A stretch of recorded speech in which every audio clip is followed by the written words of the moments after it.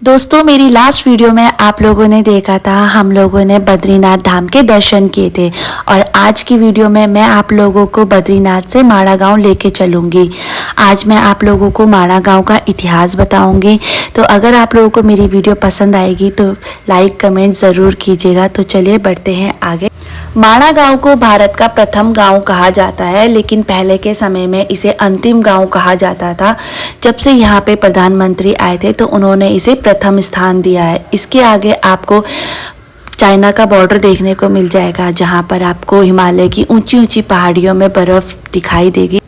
अब बात कर लेते हैं बद्रीनाथ से माड़ा गांव की दूरी। तो गाइस वो भी मैं आप लोगों को बता देती हूँ। 4 या 5 किलोमीटर का सफ़र आप लोगों को तय करना होगा।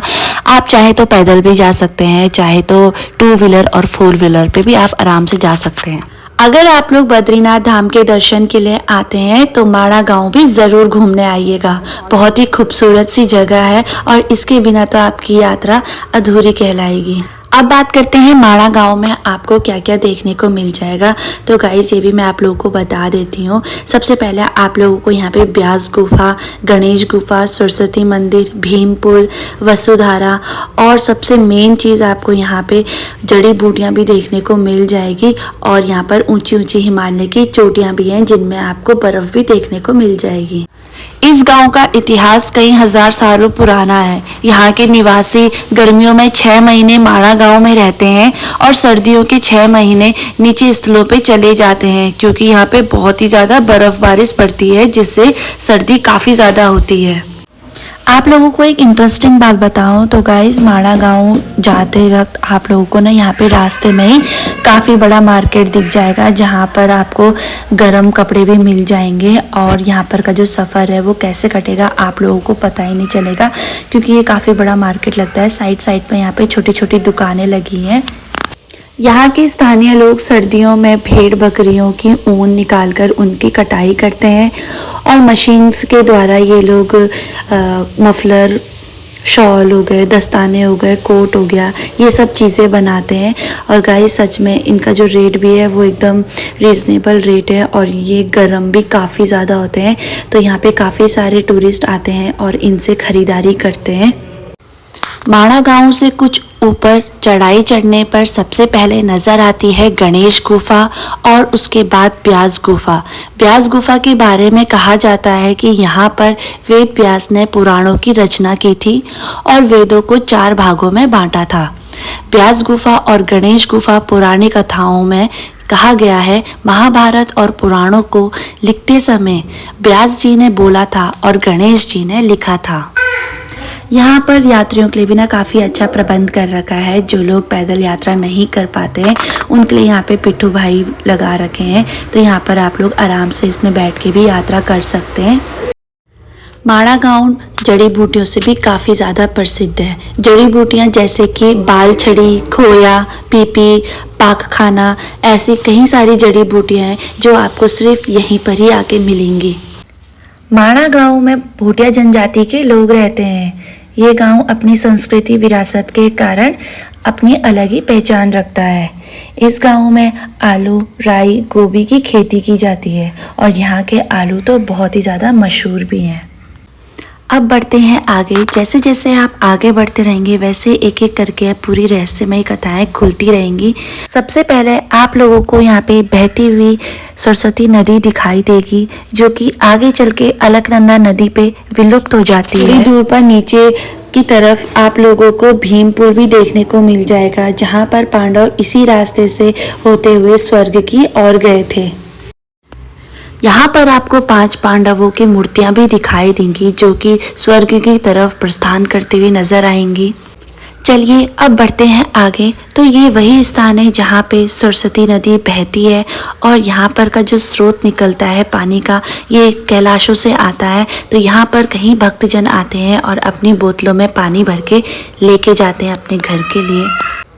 आइए अब आपको लेके चलते हैं सरस्वती नदी के दर्शन कराने।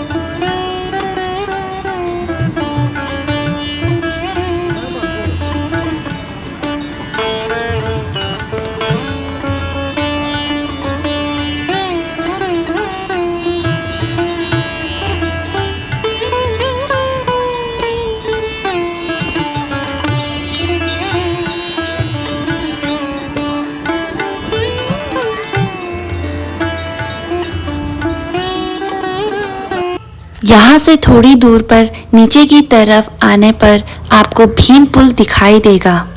माना जाता है कि जब पांडव इस रास्ते से गुजर रहे थे तब वहाँ दो पहाड़ों के बीच गहरी खाई थी जिसे पार करना आसान नहीं था। तब भीम ने एक बहुत बड़ी चट्टान उठाकर रख दी जिससे वहाँ पर रास्ता बनाया गया। इस चट्टान पर भीम की उंगलियों के निशान भी आपको देखने को मिल जाएंगे। यहाँ पर आपको हिंदुस्तान की प्रथम चाय की दुकान भी देखने को मिल जाएगी, जो कि पहले आखिरी दुकान हुआ करती थी, लेकिन जब से यहाँ पे प्रधानमंत्री मोदी जी आए थे उन्होंने इस दुकान को प्रथम दुकान का नाम दिया था। भीम पुल को पार करने के बाद लगभग 5 किलोमीटर का पैदल रास्ता जो कि आपको वसुधारा लेके जाएगा। वसुधारा लगभग 400 फीट ऊंचाई से गिरती है और माना जाता है कि जिस व्यक्ति पर वसुधारा का जल गिरता है उसको पापों से मुक्ति मिल जाती है।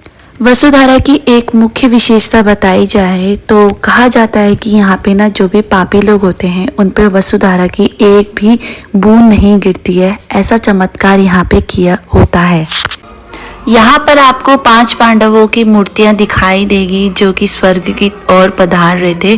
तो सबसे पहले यहाँ पे आपको यमराज दिखेगा जो कि एक कुत्ते के रूप में बनाया गया है। उसके बाद युधिष्ठिर, भीम, अर्जुन, नकुल और सहदेव और साथ में द्रौपदी भी आपको दिखाई देगी।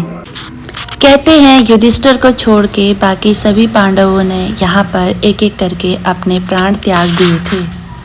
यहाँ से आगे का रास्ता आप लोगों को वसुधारा लेके जाएगा, तो आप लोग भी ज़रूर जाइएगा वहाँ पे। आप लोगों को मेरी वीडियो कैसी लगी ज़रूर कमेंट करके बताइएगा। सो गाइज वीडियो को भी यहीं पर ही करती हूँ एंड इसी के साथ मिलते हैं नेक्स्ट व्लॉग पे। तब तक के लिए बाय बाय।